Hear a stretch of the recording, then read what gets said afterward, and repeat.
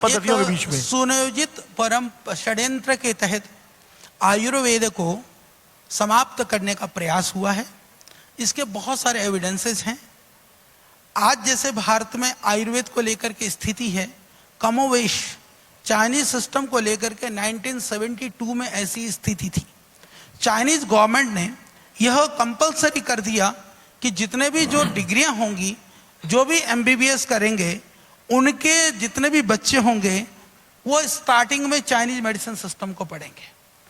दुर्भाग्य से यहाँ पर शुरू से ऐसा कर दिया गया, एंट्रेंस एग्जाम में जो एलोपैथिक में नहीं होगा वो आयुर्वेद में जाएंगे। यानी बच्चों के मन के अंदर पहले से हीनता का भाव भर दिया गया।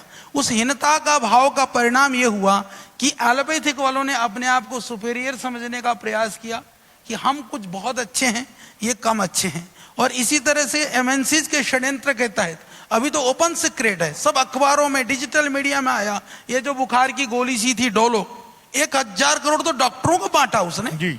तो आप समझिए कि कितने बड़े षड्यंत्र कर सकते हैं। एक गोली के लिए यदि एक कंपनी 1000 करोड़ डॉक्टरों को गलत तरीके से यदि बांट सकती है, तो इन एलोपैथिक वालों के जड़ें इतनी कमजोर नहीं है।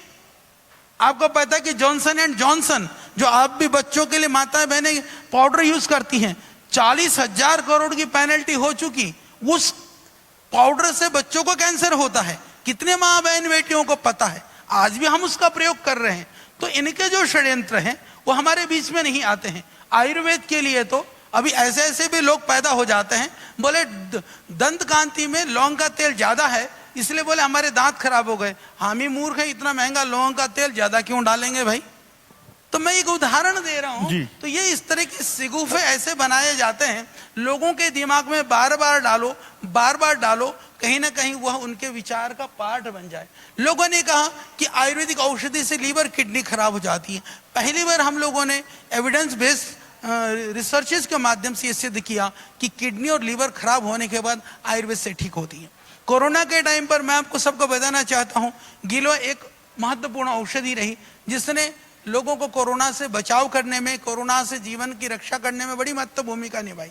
जो निभाई तो सब लोग गिलोय के पीछे लग गए। पूरे देश को पता चल गया कि गिलोय नाम की कोई दिव्य औषधि है।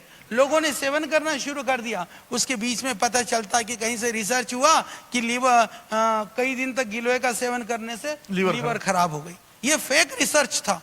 उसका काउंटर हमने किया। भारत सरकार को मैंने निवेदन किया कि इसका आप जवाब तैयार करिए। ये रिसर्च का जो बेस है यह बहुत ऑथेंटिक नहीं है, यह प्रामाणिक नहीं है। थक हार करके उसका काउंटर हमने किया और उसके विरुद्ध में उसी रिसर्च जर्नल में उससे बड़ा आर्टिकल हमने छपाया कि गिलोय से कोई भी लीवर खराब नहीं होता है, उससे लीवर ठीक होता है।